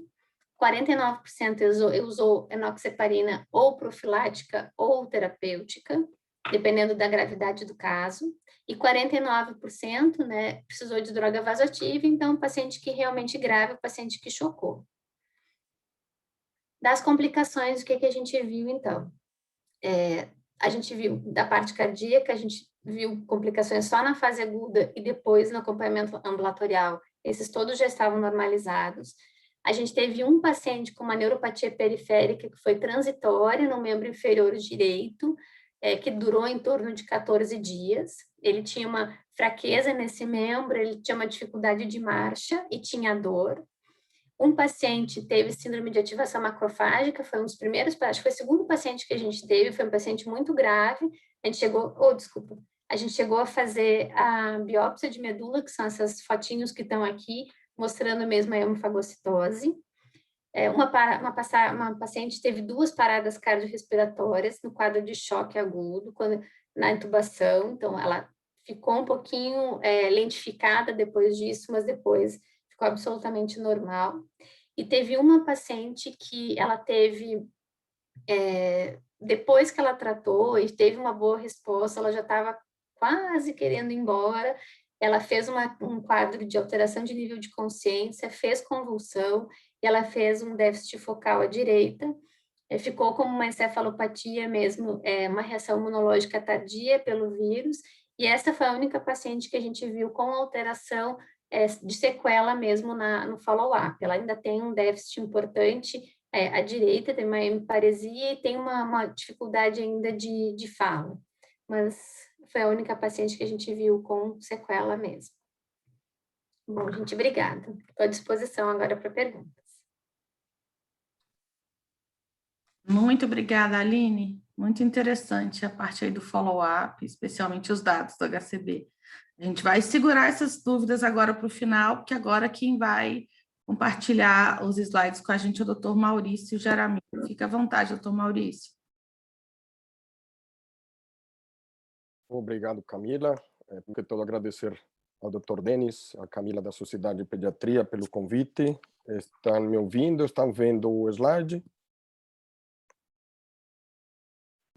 Sim, doutor Maurício, estamos vendo. Aí, agradecer então o convite e já pedir desculpas caso a voz fale, porém, um ano fiquei fugindo do Covid e ele conseguiu me pegar agora. Então, estou por aqui isolado, por isso estou sem máscara, mas pode falhar um pouco a voz, dar uma tosse aí rápida, me desculpem. Vamos falar só uma coisa curta para fechar aqui as apresentações. Acho que a aula do Alexandre, como era de se esperar, foi fantástica, pegou tudo, já falou tudo que nós precisávamos abordar, e agora a Aline também abordou uma parte do que eu queria passar para vocês.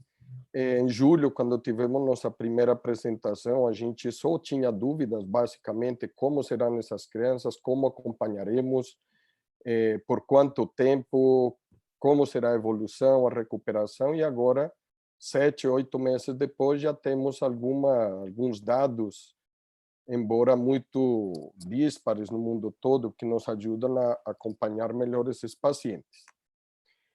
Lembrando, então, como já foi falado, o comprometimento cardíaco, o achado mais comum de todos é a disfunção do ventrículo esquerdo. Nas séries publicadas, vão de 20% a 55% dos casos. Podemos ter dilatação aneurisma de coronária em 10% a 20% dos casos. Cada vez mais vêm sendo descritos sintomas de arritmias e bloqueios que podem ser tardios e podem chegar até 20% dos casos. Menos frequentes as alterações valvares e o derrame pericárdico. Como fazer esse diagnóstico? Já foi falado, então, inicialmente, primeiro, exame que nos ajuda a fazer a diagnosticar a alteração cardiológica, o eletrocardiograma, a frequência cardíaca, avaliando as anomalias do ritmo, sejam taquicardias, bradicardias, bloqueios, e algo que temos que começar a prestar um pouco mais de atenção é pacientes com frequências cardíacas mais aumentadas. Às vezes, fora da febre, as famílias já vêm referendo, eles estão quase todos comprando oxímetro e começam a referir que apresentam taquicardias, a frequência cardíaca da criança vem sendo mais alta do que o normal. Uma vez internado ou avaliado esse paciente, deve incluir no ecocardiograma avaliação do tamanho das cavidades cardíacas, a função sistólica e o volume diastólico do VE, e, como Alexandre mostrou, novos trabalhos que sugerem que deve ser também avaliada a função diastólica pelo strain. A fração de ejeção, que é importante ser avaliada, e detalhar as coronárias, especialmente dando o diâmetro, e colocar isso na avaliação do Z-score. Para completar com todos os exames laboratoriais, então nós sabemos que a troponina e o BNP ou NT-proBNP vão nos ajudar não só a ver o comprometimento miocárdico com relação a uma miocardite, como também ao prognóstico e ao futuro dessa criança. E algo que tínhamos essa dúvida, como fazer esse acompanhamento, os últimos guidelines nos dão alguma ideia de como devemos acompanhar essas crianças. O ecocardiograma deve ser feito na admissão, repetido 7 a 14 dias depois. Após a alta, com 4 a 6 semanas, deve ser feito, e esse paciente não deve ser abandonado. Deve ser feito pelo menos um novo exame 1 ano depois da fase aguda, especialmente aqueles que tiveram algum comprometimento da função. E, como a doutora Aline falou, aqueles pacientes que tiveram uma disfunção mais significativa, ou aneurismas de coronárias, nós devemos fazer ecos muito mais frequentes, especialmente nos primeiros 3 a 6 meses do seguimento. O eletrocardiograma deve ser repetido a cada 48 horas durante a internação e depois em cada consulta ambulatorial. Já falamos, podem aparecer tardiamente alterações do ritmo, bloqueios de 2º grau, e se o paciente está na UTI, ele já vai estar com uma telemetria constante, e se tiver alguma alteração significativa no acompanhamento ambulatorial, considerar a realização do Holter. E estes pacientes, como a parte reumatológica também, acompanhamento reumatológico faz e de infecto, repetir os exames laboratoriais, especialmente até a normalização daquela troponina e do proBNP. É uma doença muito desconhecida, não sabemos como é a evolução a longo prazo destes casos que têm miocardite. Será que eles podem evoluir como as outras alterações virais, as outras miocardites virais, podendo provocar a longo prazo fibrose e cicatriz miocárdica? Então, se sugere que nestes casos, entre 2 e 6 meses da fase aguda, seja realizada uma ressonância magnética, procurando principalmente o realce tardio e alguma alteração regional de função. Então, são casos que não estão isentos de que no futuro possam ser suscetíveis de desenvolver miocardiopatia dilatada. E a angiotomografia coronárias, indicada em caso de que o eco não consiga definir adequadamente o tamanho dos aneurismas, especialmente quando estes são distais. Sabemos que o eco vê muito bem a origem de ambas artérias coronárias, mas a parte distal pode ter dúvida e a angiotomografia coronárias pode nos ajudar para isto. Já foi falado o esquema sugerido de imunomodulador com imunoglobulina, com associação de corticoides, e algo que também tínhamos dúvida grande, que talvez estes últimos guidelines nos ajudem a seguir estes pacientes, é com relação à terapia anticoagulante antiplaquetária. É comum, e vimos o caso que a Silvia apresentou, usar doses bem elevadas de AES em caso de inflamação aguda, porém estes guidelines recentes só usam a dose máxima de 3 a 5 miligramas por quilo dia, na dose máxima de 81 miligramas. Aqui no Brasil, geralmente usamos a dose de 100 miligramas máximo no acompanhamento normal. E ele se deve usar até observar normalização das coronárias e do valor das plaquetas, e isso no retorno de 4 a 6 semanas ambulatorial.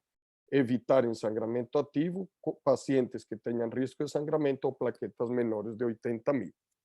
Aqueles pacientes que têm um Z-score de coronária entre 2,5 a 10, eles sugerem que seja mantido esse AES na dose baixa de 3 a 5 miligramas por quilo, e quem tiver aneurisma de coronária, além do AES, associar enoxaparina em dose anticoagulante ou a varfarina.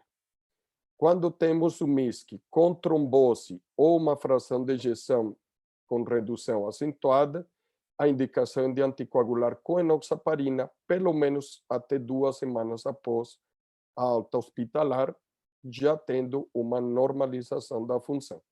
E a terapia a longo prazo com enoxaparina é recomendada indefinidamente quando persistam aneurismas coronários ou pelo menos até 3 meses na trombose documentada ou a disfunção de VE moderada acentuada. Esta era a parte que eu queria acrescentar. Como já foi falado nas apresentações, a maioria destes pacientes que estamos acompanhando ambulatorialmente já foram normalizados, todos, tanto a função quanto a dilatação de coronárias. Eu tenho a oportunidade de acompanhar perto de uns 6 a 7 pacientes no consultório, entre 3 e 6 meses de acompanhamento, já todos com função normal, coronárias normais, retirada do AES por normalização das provas inflamatórias, e 2 que estão a acompanhamento atualmente estão fazendo redução gradual do corticoide e mantido AES na dose de 5 miligramas por quilo. Muito bom, obrigada, doutor Maurício. Aproveitando já o início aqui das perguntas, a gente vai fazer, apesar do tempo adiantado, vai fazer alguma discussão, mas eu já encaminhei o e-mail dos colegas palestrantes para que vocês possam encaminhar dúvidas também. Recebi aqui no privado sobre, acho que você já respondeu, sobre recuperação no eco a médio e longo prazo, qual seria o tempo, e tem muitas perguntas sobre anticoagulação. Se em algum caso tem indicação de usar o AS junto com a enoxaparina. Aqui, pelos últimos guidelines, como mencionei, o uso da AS e enoxaparina, principalmente quando temos disfunção acentuada do ventrículo esquerdo, quando a fração de ejeção é menor do que 35%, ou temos aneurisma de coronária. Quando temos aneurismas importantes, temos que associar anticoagulação e antiagregação. Ok. Obrigada, doutor Maurício. Tem uma dúvida aqui sobre o retorno às atividades, se deve ser feita uma avaliação prévia, depois que o paciente teve um quadro leve, eu imagino que seja de COVID agudo, se deveria fazer uma avaliação antes do retorno às atividades? Essa é uma pergunta excelente, até porque é algo que está sendo discutido, inclusive, nos grupos de adultos de cardiologia do esporte. A dúvida é grande. Se for possível, todos esses pacientes, antes de voltar às suas atividades físicas, quem teve COVID, puder fazer um eletrocardiograma para observar alterações de ritmo, algum aparecimento de bloqueio, alguma alteração diferente que justifique fazer uma avaliação mais profunda, seria o ideal. Provavelmente muitos passaram desapercebidos, esses voltarão provavelmente às suas atividades físicas e no colégio normalmente, e quem teve MISC, esse com certeza vai ser acompanhado, vai realizar seu eletro e seu eco para não só suspender as medicações, como retornar à sua vida normal. Ok. A dúvida é que esses casos registrados de MISC, né, imagino em BSB, incluem pacientes atendidos em hospitais privados, e a resposta é sim, isso aqui está incluso todos os pacientes que foram notificados, inclusive retrospectivamente, tá? Dúvidas sobre, vou colocar aqui para a doutora Silvia e o doutor Bruno, se vocês têm percebido alguma diferente no quadro, alguma coisa diferente em relação ao quadro de pacientes pediátricos nas variantes atualmente já prevalentes no Brasil. Do ponto de vista de apresentação clínica e de invasividade, o que a gente tem visto nas últimas semanas é semelhante ao que se viu na ocasião da primeira onda, tá? Na verdade, a gente não tem como documentar, né, no grande volume de pacientes, a presença dessas novas variantes ou não, mas o que a gente tem visto são apresentações muito semelhantes ao que se viu no início do quadro, tá? Acho que a gente não tem dados pediátricos suficientes para afirmar que existe alguma apresentação diferente agora, ou que existe uma invasividade maior. Doutor Bruno?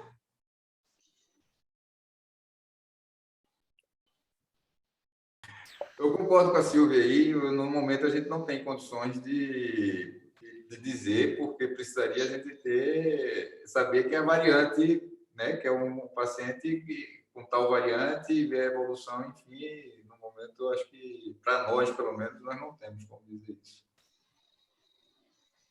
Ok. Pergunta sobre qual a infecção de COVID e vírus essencial respiratório.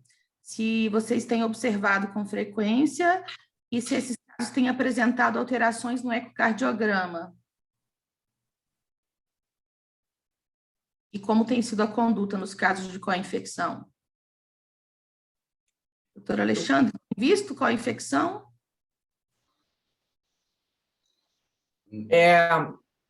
Olha só, ano passado a gente não teve vírus sincicial respiratório, mas foi um fenômeno observado no mundo todo. Esse ano, muito interessante, nós estamos no meio de uma onda muito importante de casos nas últimas 2, 3 semanas em Brasília, né? Então, na verdade, aqui em Brasília, nós estamos vendo os primeiros casos de associação de infecção entre coronavírus e sincicial respiratório. Na verdade, o primeiro que internou na nossa UTI está lá essa semana, né? Hoje está lá no leito 12 e o painel viral positivo para coronavírus e sincicial respiratório. Eu preciso ver mais casos para dizer como que essas crianças vão evoluir. É um recém-nascido com um fenótipo que eu considero típico de bronquiolite por sincicial. Então, talvez a infecção por sincicial domine os casos na maior parte das vezes, tá? Mas eu acho que a gente precisa ver mais casos para saber isso daí. A gente tem visto no ambiente da enfermaria... Desculpa.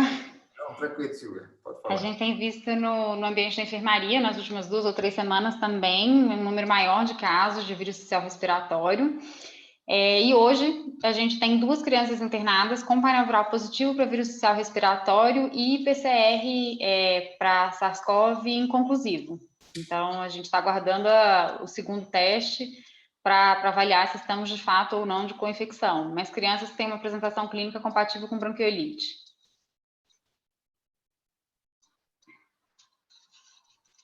Doutora Aline, tem algum relato do Hospital da Criança de Brasília sobre co-infecção? Não, né, Silvia, lá a gente não teve, a gente tem casos agora na UTI com casos de bronquiolite por essencial respiratório, veio painel viral também para rinovírus, mas com infecção não, por enquanto lá a gente não teve. Ok, obrigada, Aline. Tem uma dúvida aqui, gente, sobre se a gente vem pedindo interleucina 6, eu vou deixar para os colegas também responderem. O que eu posso dizer dos hospitais privados é que a gente tem solicitado sempre que possível. Já tivemos valores bem alterados, assim, acima de 20 mil, né? Considerando uma faixa aí de normalidade até menor que 10, né?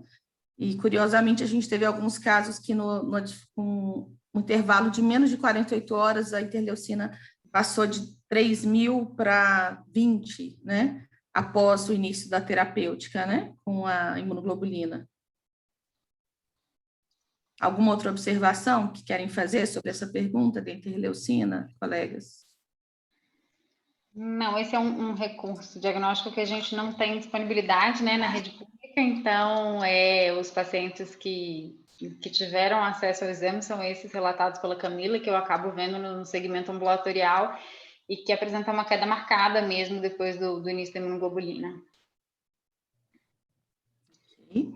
Pergunta aqui sobre arritmias, ocorrência de arritmias em pacientes pediátricos com COVID leve ou moderado. Se você tem percebido que eles têm mais predisposição a apresentar alterações no eletrocardiograma.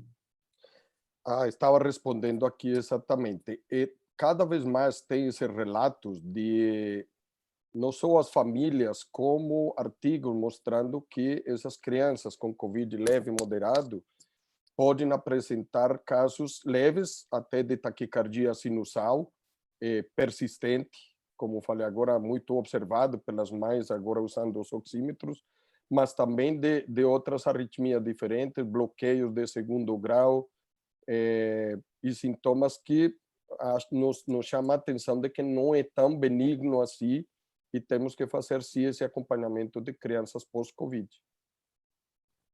Ok. A Viviane, oi Viviane, tudo bem? Pergunta aqui sobre o tocilizumab, se a gente tem usado. A resposta é não, eu vou deixar para o Alexandre responder brevemente por quê. Eu acho que a pessoa mais recomendada para responder foi a doutora Aline, mas eu posso traçar um pequeno comentário. Porque a gente já discutiu recentemente, né? Isso. Dado que o tocilizumab ou anakinra, que são antagonistas de interleucinas, né? São talvez a segunda linha de tratamento depois da associação gama e corticoide. Na literatura, eles foram administrados a 8% do total de casos que estão descritos na coorte. Eu acho que a nossa experiência aqui em Brasília é o seguinte, os pacientes responderam excepcionalmente bem a um uso sensato, bem colocado, no tempo certo da associação gama, mais alguns pulsos de corticoide. E eu, pelo menos, não vi nenhum paciente que a gente sequer pudesse ter considerado fazer tocilizumab, anakinra ou algum outro tipo de terapia de terceira ou quarta linha, né? Então... Bom, só complementando, então, o que o Alexandre falou, assim, nesse guideline que saiu agora do Colégio Americano de Reumatologia, eles, pelo trial que teve com os adultos, né, no uso de pneumonia com COVID, não teve um grande benefício tocilizumab. Então, eles não indicam para tratar a MISC em criança também. A indicação, anakinra, aí para depois da imunoglobulina e do corticoide. Acho que a gente também a gente não usou em nenhum biológico, acho que a gente teve uma boa resposta com essa associação, e talvez por eles terem à disposição o biológico, eles usem mais, como a gente não tem, a gente segura, a gente acaba virando com o que a gente consegue aqui e os pacientes acabam melhorando. Então, acho que existe um viés nesse sentido, porque o anakinra mesmo a gente nem tem aqui, que é a interleucina 1, né? Então, acho que... Isso, Aline, essa era uma dúvida que eu tinha. A gente não tem disponível, então, anakinra mesmo no Brasil, né? A gente chegou a tentar conseguir não. pacientes ano passado. A gente tentou para um paciente, lembra, Camila? Sim. Aquele até lá atrás, né? Aquele lá atrás. Continuamos mas no ano sem. passado a gente chegou a discutir isso, né? Quando os americanos estavam usando bastante, inclusive nos quadros agudos. E a gente, mas não existe esse canal ainda para que a gente faça, né? O antiterrorista. Não. O tocilizumab a gente tem aqui, né? Disponibilizado pela farmácia de alto custo, mas não, a gente não usou, não. Tá joia, muito obrigada. Dúvida também, eu vou continuar aqui com você, Aline. Acho que o Maurício queria falar alguma coisa, ele levantou a mão ali também. Isso, eu queria fazer vontade, uma pergunta doutor. e ouvir a opinião de vocês com relação à dose do AS. Então, nós vimos, teve caso aí que a Silvia apresentou, criança que tomou 500 miligramas a cada 6 horas, já tivemos outras crianças em outros hospitais também tomando 1, 2 gramas de AS por dia, mas vemos esses guidelines agora falando que o máximo que deveria ser usado é 80 miligramas, a gente leva até 100 miligramas. Qual que é a tua opinião, Aline? E o Bruno, Alexandre?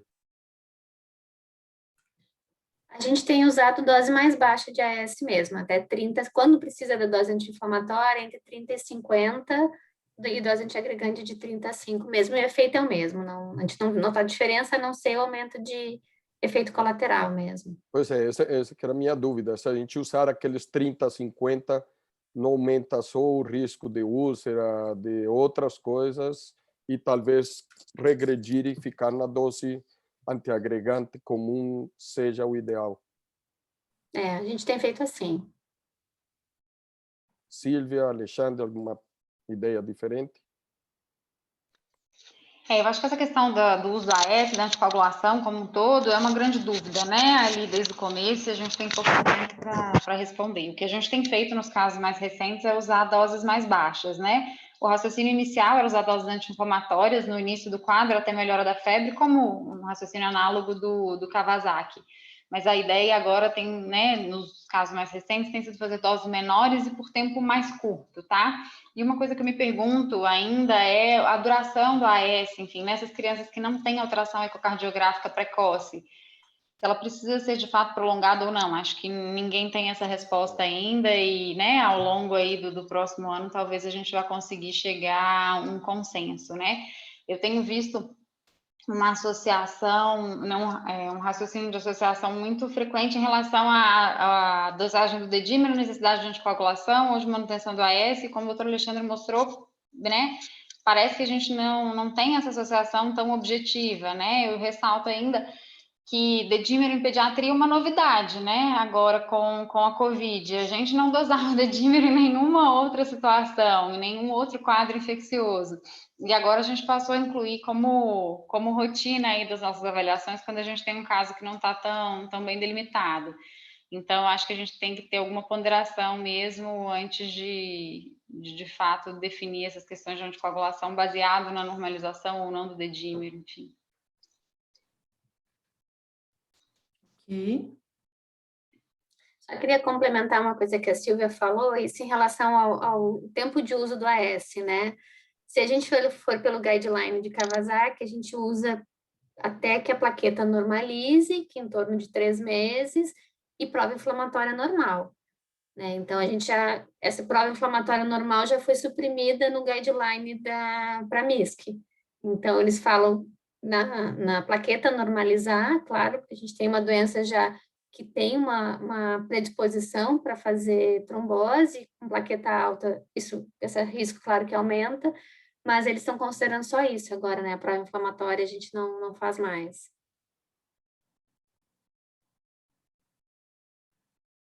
Ok. Pessoal, algumas dúvidas foram respondidas aqui já pelo chat. eu deixei o meu e-mail aqui, mandei agora entre as últimas mensagens, que algumas pessoas me pediram o protocolo que a gente vem utilizando em alguns hospitais aqui de Brasília. Então, podem me encaminhar e-mail, que eu vou encaminhar esse protocolo para vocês, ok? Queria deixar o espaço aberto agora nos nossos últimos minutos. A gente segue aí com bastante participantes ainda, depois de 1 hora e 50 minutos. Queria saber, queria começando com a Aline, as considerações finais que você gostaria de fazer, Aline, por favor. Não, assim, eu acho que, na verdade, o que eu queria comentar só é para a gente, apesar de viver nesse momento ainda, né, muito Covid na nossa vida, situação ruim, não esquecer dos outros diagnósticos, assim, porque a gente teve casos graves, casos que mimetizaram neoplasia, então acho que o que eu peço é cuidar esse diagnóstico, a gente não superdiagnosticar e acabar esquecendo das outras doenças, e que todo mundo se conscientize para ficar quietinho em casa e se cuidar agora, viu? Obrigada. Obrigada, Aline. Doutor Maurício? Bom, agradecer o convite, a presença de tanta gente aí do Brasil todo a nos prestigiando, e só lembrar que é uma doença que estamos conhecendo, cada mês tem coisas e novidades e coisas que vão mudando, que talvez essas crianças não vão poder ficar soltas aí, normalizou e tchau, como está aí no último guidelines, fazer avaliação 6 meses, 1 ano depois, porque não sabemos qual vai ser o futuro. Parece que recupera muito rápido, mas não sabemos a longo prazo o que pode acontecer. Obrigada, doutor Maurício. Doutora Silvia? Eu acho que a grande questão agora é, de fato, esse segmento, né? Para a gente entender, né? É um conhecimento que está sendo construído e, enfim, são respostas que talvez a gente vai ter bem para frente, né? A gente está na expectativa agora, diante da situação epidemiológica que a gente está vivendo, de ver novamente um aumento de casos nos próximos meses, e aí acho que a gente já está numa situação um pouco mais confortável do que a gente estava no ano passado, porque já viveu alguns casos, mas ainda com muito a aprender aí no que se refere ao tratamento e segmento dessas crianças. E queria agradecer mais uma vez aí a oportunidade dessa discussão. Obrigada, Silvinha. Doutor Bruno? Queria agradecer à Sociedade de Pediatria pelo convite, sempre enriquecedor aí ouvir os painelistas aí, nível excelente. E eu concordo com a Aline aí que um grande desafio é o diagnóstico diferencial, de fato, onde quando nós temos essa pandemia e que tudo não é Covid, e no MISC principalmente, para que a gente lembre que existem o MISC mimetiza outras doenças, e que então esse é um grande desafio para os clínicos, fazer um diagnóstico diferencial correto e não super diagnosticar, né? Não ter um overdiagnóstico de MISC, e ficar atento. É difícil o negócio quando parece muito com outras coisas. Eu considero um grande desafio médico, né? O próprio Covid e isso que apareceu em pediatria. Ok. Obrigada, doutor Bruno, querido. Doutor Alexandre Serafim, considerações finais. Muito obrigado pela companhia dos colegas do painel, aprendi muito com a fala de cada um. Eu também queria agradecer aos colegas que mandaram seus relatos no chat, né? Com as suas experiências e aquilo que está acontecendo nos seus estados e aquilo que estão fazendo. Eu acho essa experiência extraordinária. O Brasil é um país imenso e tem uma força incrível. Eu acho se a gente conseguisse estabelecer, né? Se nós conseguirmos uma rede de troca de conhecimentos, de esforços, de trabalho, nós temos todos muito a ganhar, né? Muito obrigado por essa noite a todos. Né? Obrigada, Alexandre. Bem, respondendo a perguntas aqui do chat, sim, a aula vai ficar disponível no site da Sociedade de Pediatria do DF, tá? Sobre o protocolo que vários têm solicitado, eu vou pedir para o doutor Denis e a Andresa, que veja se tem condições de pegar esses e-mails, ou se a gente vai deixar um espaço, de repente, no site para que as pessoas façam essa solicitação. Tá? Aguardo essa resposta aí depois, mas a gente vai enviar de alguma forma, tá bom? Então, por fim, quero agradecer a todos que ficaram até agora, quase 2 horas de conversa, foi muito enriquecedor. Queria agradecer pessoalmente aos colegas que disponibilizaram o seu tempo para estar aqui compartilhando com a gente seu conhecimento, não só os palestrantes, que são pessoas pelas quais eu tenho muito carinho e muita admiração, mas também a todos que participaram. Eu não vou citar todos os estados aqui, que eu estou com a lista, mas, assim, temos pessoas de todas as regiões do país. Isso é muito gratificante e acrescenta muito a gente compartilhar essa experiência. Obrigada a todos vocês que participaram até agora desse evento conosco. Obrigada mais uma vez à SPDF, ao Dr. Denis, à Andréia, a doutora Andréia Giacomo também, que incentivaram para que a gente fizesse um repeteco dessa aula nesse momento, com que a gente agregou até aqui. Boa noite a todos e obrigada. Bom descanso.